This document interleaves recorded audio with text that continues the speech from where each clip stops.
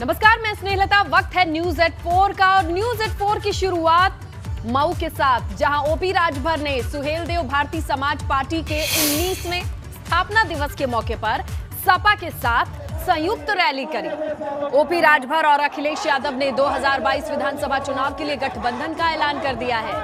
संयुक्त रैली को शोषित, वंचित, दलित, अल्पसंख्यक महापंचायत का नाम दिया गया है। रैली में अखिलेश यादव और ओपी राजभर एक साथ विशेष हेलीकॉप्टर से पहुंचे और आगामी विधानसभा चुनाव में दोनों पार्टियों के गठबंधन के साथ लड़ने का ऐलान आज इसी मंच से हुआ है। संयुक्त रैली में ओम प्रकाश राजभर ने केंद्र और प्रदेश सरकार पर जमकर निशाना साधा। उन्होंने कहा कि देश को हिंदू मुस्लिम की आग में झोंकने की कोशिश की गई है और इसी की आड़ में लोगों से जुड़े बड़े बड़े मुद्दों को दबा दिया गया है। महंगाई आसमान छू रही है। केंद्र सरकार लगातार सरकारी संस्थानों को प्राइवेट हाथों में सौंप रही है। राजभर यहीं नहीं रुकते हैं, कहते हैं हम पीछे जाने के लिए नहीं बल्कि आगे बढ़ने के लिए आगे आए हैं। समाज पार्टी का 19वां स्थापना दिवस है। हम पीछे नहीं जाना चाहते, हम आगे जाना चाहते हैं। आज 19 साल पार्टी को बने हो गया। भारतीय समाज पार्टी के चाहने वाले लोगों, आज देखो तेरी ताकत, तेरी मेहनत टेबल पे, तेरे मंच पे माननीय अखिलेश यादव जी, जो वर्तमान आने वाला कल हमारे मुख्यमंत्री जी को लेकर के आया है। और इसी मंच से यानी मऊ के मंच से ओम प्रकाश राजभर ने प्रदेश में जातिगत जनगणना पर भी जोर दिया। कहते हैं कि जब तक जातिगत जनगणना नहीं होती, पिछड़ों, शोषितों और अल्पसंख्यकों को उनका अधिकार नहीं मिलेगा। ये करे घरे पांच लोग हो, 5 पर एक परिवार में, और राशन कार्ड में दुनिया लोगों का नाम हो, तो बतावा राशन 5 लोगों के मिली ना मिली। यही बने आज माननीय अखिलेश यादव जी के बुलौले आई 2022 में मुख्यमंत्री बना के जातिवाद जनगणना उत्तर प्रदेश में कराना है साथियों। ओपी राजभर ने मंच से भाजपा पर हमला बोलते हुए कहा कि ये पार्टी हवा बनाने में बड़ी तेज है। बंगाल चुनाव में भी खेला होवे कह रही थी, लेकिन वहां के लोगों की एकजुटता ने खदेड़ा होवे कर दिया है। वही काम यूपी में भी होना है। आपने ठीक कहा, अगर बंगाल में कुछ हुआ है, अगर बंगाल में कुछ हुआ है तो ठीक कहा है आपके अध्यक्ष ने। अगर बंगाल में कुछ हुआ है तो यहाँ के लोग भी और पूर्वांचल के लोग भी खदेड़ा कर करके दिखाएंगे, यहाँ भी खदेड़ा होगा। इसी मंच पर ओपी राजभर ने भी फ्री वाला चुनावी वादा कर दिया और लुभावने वादों की झड़ी सी लगा दी। ओम प्रकाश राजभर ने कहा कि अगर प्रदेश में अखिलेश यादव के नेतृत्व की सरकार बनती है तो घरेलू बिजली बिल माफ कर दिया जाएगा। आने वाला जो चुनाव होगा, वो चुनाव के बाद मुख्यमंत्री को लेके आया हूं। 2022 का मुख्यमंत्री माननीय अखिलेश यादव जी को बनाने के लिए लेके आया हूं। आप बतावा, हमार देखा बात साफ साफ सुना, भैया बैठल हुआ, घरेलू बिजली का बिल 5 साल लगातार माफ करावे बदे माननीय अखिलेश यादव जी के लिए आल है। आप बोला कितना जने बिजली का बिल माफ करेगा? नहीं, दोनों हाथ उठावा। ओम प्रकाश राजभर यही नहीं रुकते हैं, मंच से गरीबों के फ्री इलाज का भी वादा कर दिया। उन्होंने कहा कि अखिलेश सरकार बनने पर यूपी में गरीबों के फ्री इलाज के लिए कानून बनाया जाएगा ताकि हर गरीब को इलाज मिल सके, वो भी मुफ्त में।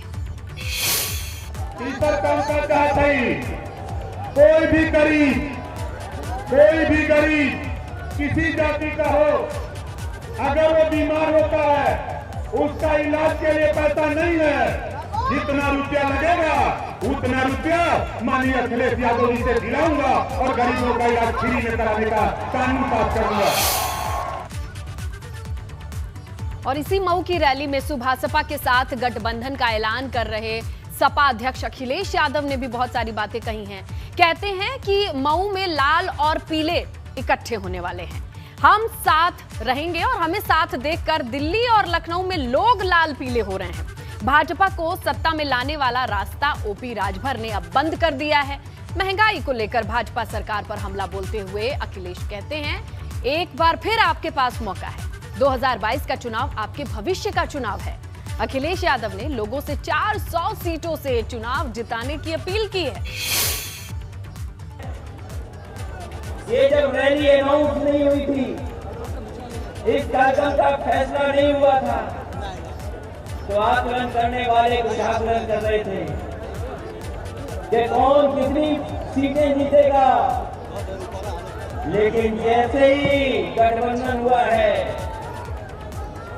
लोगों ने, जिन्होंने आकलन करना शुरू किया था, जो बड़ी बड़ी संस्थाएं हैं, वो भी महसूस कर रही हैं कि अब इस गठबंधन को कोई रोकने वाला नहीं है। जो मैंने पहले कहा था, पहले भी कहा मैंने, और फिर कहता हूं इस मैदान में, और इस भरोसे के साथ कह रहा हूं कि जब पीले लोग, पीले सफेद पार्टी के लोग, समाज पार्टी के लोग, समाजवादी पार्टी के लोग जब एक हो गए हैं, तो हो सकता है कि जनता 400 सीटें भी जिता दे।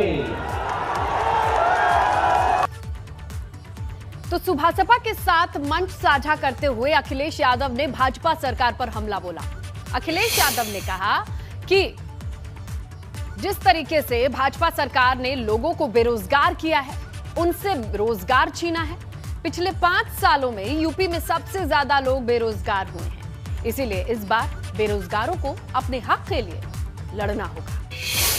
नौजवान नौकरी और रोजगार ढूंढ रहे हैं, क्या भविष्य है इनका बताओ। नौजवानों सोचो कभी, क्या भविष्य है आपका, क्या भविष्य बना दिया आपका।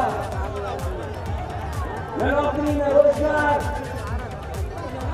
और जिनमें नौकरी और रोजगार की कारखानों में मिल जाते, वो सरकार ने बेचने का काम किया, वो सब बिक गए।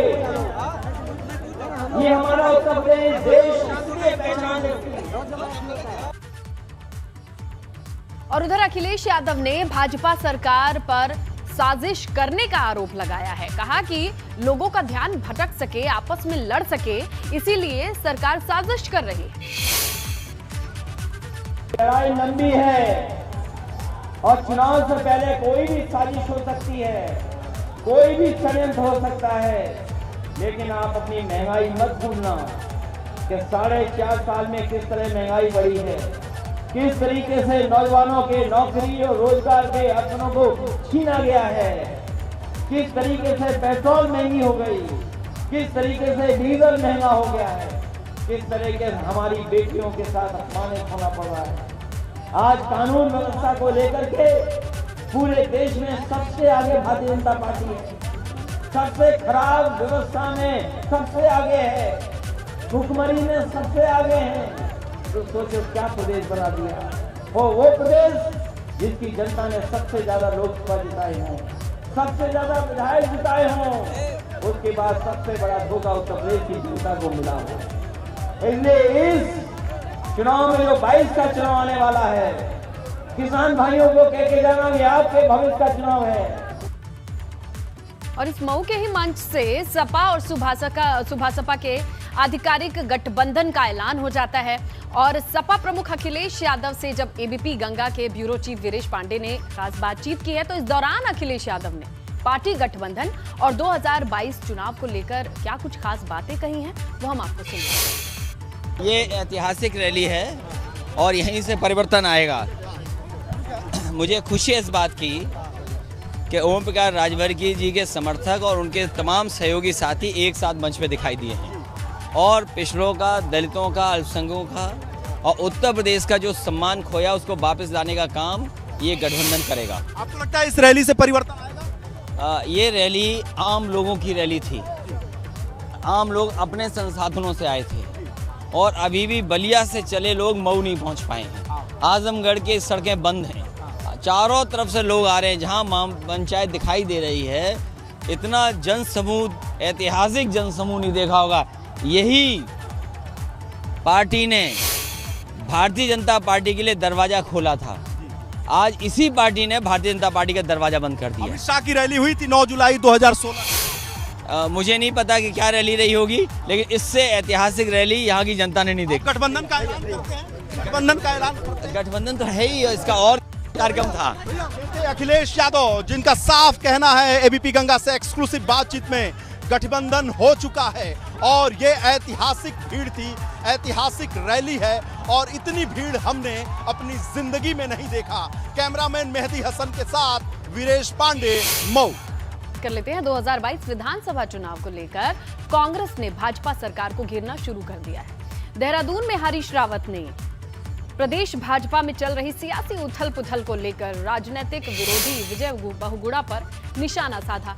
हरीश रावत ने कहा कि 5 साल खाली बैठे विजय बहुगुणा को अब कुछ काम मिल गया है। इसके अलावा हरीश रावत ने भाजपा सरकार पर हमला करते हुए कहा कि 5 साल में 3 सीएम बदलकर भाजपा ने लोगों के भरोसे को तो तोड़ दिया है।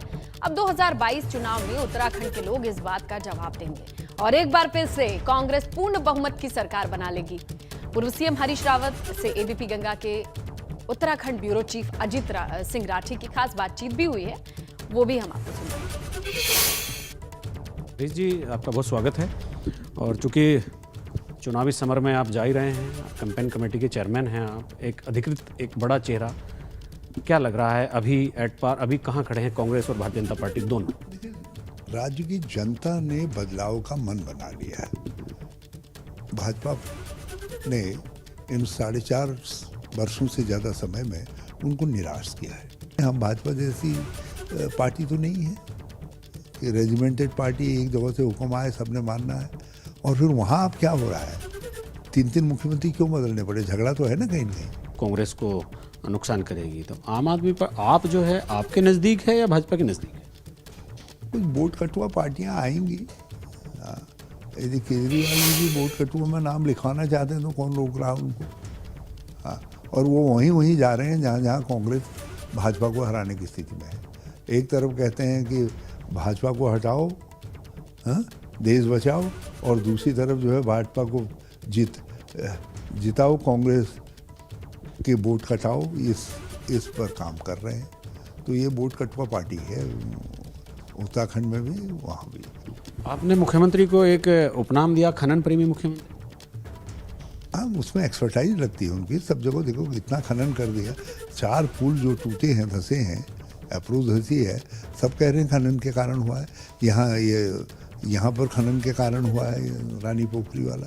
तो उनकी एक्सपर्टाइज जो है वो अभिमन्यु की तरह से खनन की कला को गर्व से सीख करके आए हैं लगता है। भाजपा में जो भगदड़ मची हुई है, भगदड़ की संभावना दिखाई दे रही है, उसके कारण पार्टी हाईकमान को भाजपा के विजय बहुगुणा जी की याद आई। चलो, इस समाचार से कुछ काम तो मिला विजय जी को। हो सकता है दल बदल करके, क्या बड़े बड़े ख्वाब थे उनके, लेकिन अब हो सकता कुछ हो जाए।